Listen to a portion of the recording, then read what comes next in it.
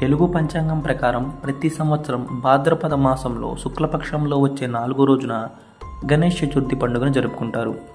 అసలు వినాయక చవితి పండుగను ఎవరు ప్రారంభించారు, గణపతి పండుగను ఎందుకు జరుపుకుంటారనే ఆసక్తికరమైన విషయాలను ఈ వీడియోలో తెలుసుకుందాం. గణేష్ చతుర్థి పండుగ మరాఠా పాలనలో మొదలైంది. ఛత్రపతి శివాజీ మహారాజ్ ఈ పండుగను ప్రారంభించారు. శివుడు మరియు పార్వతీదేవి యొక్క కుమారుడైన గణేశుడు పుట్టుకకు సంబంధించి అనేక కథలు ఉన్నప్పటికీ చాలా ఎక్కువ మందికి వినపడే కథ పార్వతీదేవి గణపతిని సృష్టించింది. ఆమె శివుడు లేకపోవడంతో తాను గంధపు ముద్దను ఉపయోగించి గణేశుడిని సృష్టించింది. తాను స్నానానికి వెళ్ళినప్పుడు కాపలాగా ఉంచింది.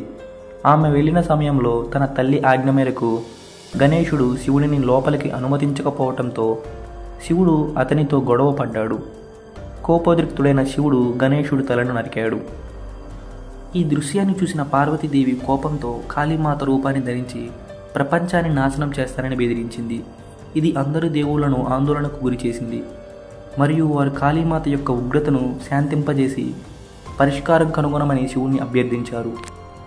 శివుడు తన అనుచరులందరినీ వెంటనే వెళ్ళి ఉత్తరం వైపుగా తలపెట్టి పడుకున్న ఏ జీవి తలనైనా సరే వెంటనే తీసుకురమ్మని ఆదేశించారు. అనుచరులకు కనిపించిన మొదటి జీవి ఏనుగు. వారు శివుడి ఆజ్ఞ ప్రకారం ఏనుగు తలను శివుని వద్దకు తీసుకొని వచ్చారు. శివుడు వెంటనే గణేశుడి శరీరంపై తలను ఉంచి మళ్ళీ జీవం పోశాడు.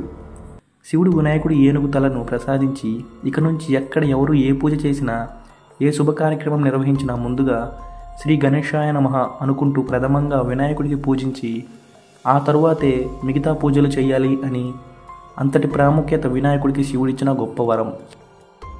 మాతా పార్వతీ కోపం చల్లారింది మరియు దేవతలందరూ వినాయకుడిని ఆశీర్వదించారు.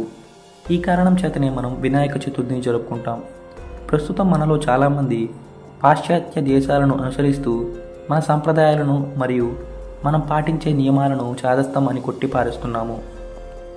కానీ మనం తెలుసుకుంటే మన పూర్వీకులు పాటించే ప్రతి విషయం వెనుక ఏదో ఒక సైన్స్ దాగి ఉంటుంది.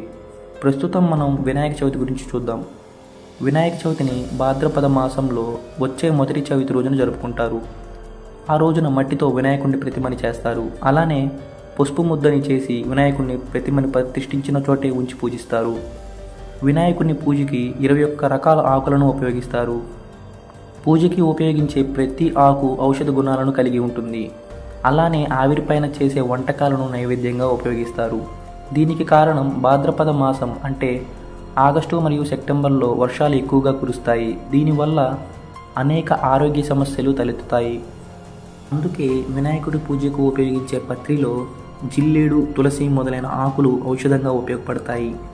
అలానే ఆవిరిపైన వండిన ఆహారాలు ప్రసాదంగా తీసుకోవడం వల్ల జీర్ణ వ్యవస్థ ఆరోగ్యంగా ఉంటుంది. అందుకే వినాయక చవితిని ఆగస్టు సెప్టెంబర్ నెలలో జరుపుకుంటారు.